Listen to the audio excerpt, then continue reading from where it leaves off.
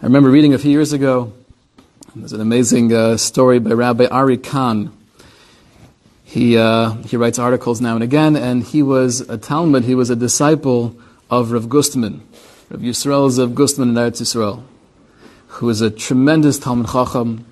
When he was age 20, he was asked to be on the beis din of Rav Chaim Ozer, known as an Ilui. Still living in Europe, he married the daughter of a Rabbi Meir Bassin.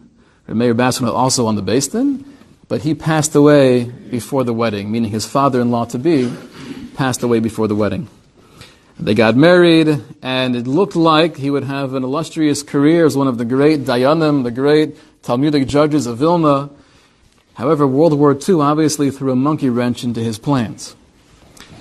So the story of how he escaped is miraculous, hiding amongst dead bodies, hiding in a pig pen for a while, things that, an existence for years that we would never even imagine.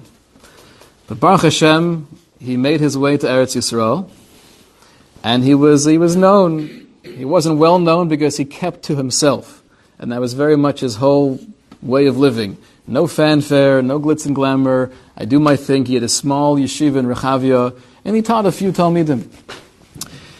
Thursday afternoon, though, he would give a shir kloli. Shir kloli is where it's open to the community. And you would have people come to that shir from all walks of life. You'd have great Talmid Chachamim, you've had other students from different yeshivas, professors, lawyers, accountants, everyone would come to the shir. There was one particular man, Professor Robert Amann, who later actually won a Nobel Prize Award, but he would come religiously every week, and he was a big fan of Rav Gustman. In 1982, Israel is in war, and Professor Amann's son, Shlomo, is one of the soldiers that's killed in a particularly fierce battle. Rav Gustman hears about this, and he has the entire yeshiva join him to be Menachem Avel, to go and sit in the Shiva house. So he comes in with the yeshiva, and it's a big honor, and the professor is very glad to see him. And he's there for a while, to the point where the professor turns to Rav Gustman and says, listen, I really feel bad keeping you so long. It's probably kedai, it's worth it to go back to the yeshiva. I don't want to take away from learning. And Rav Gustman said, I have to share something with you that you probably never knew. He said that when I was in Europe, I had a son. We named him Meir, after my father-in-law. And they took him out of my arms and they killed him in front of my face. That's an image that I live with every single day, every single hour of my life.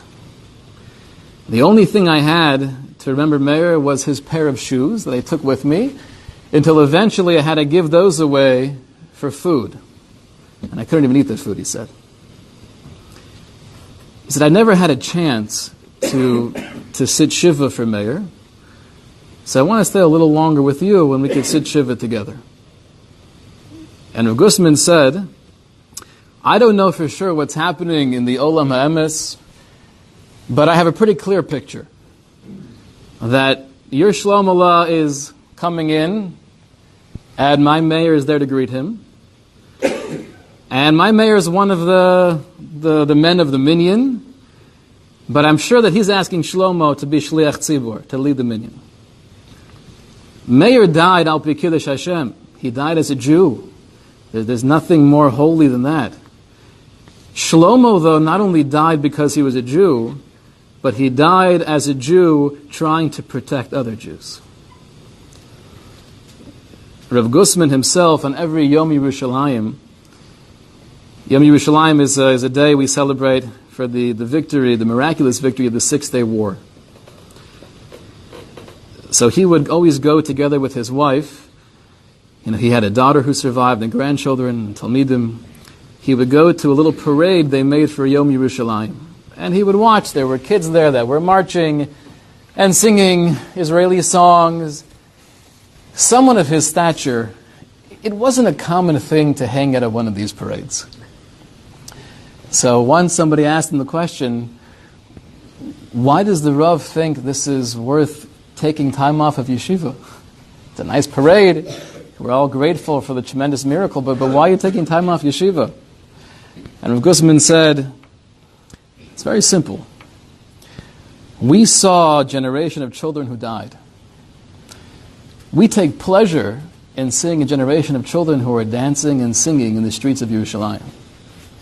That's worth the time. You've just experienced another Torah class brought to you by TorahAnytime.com.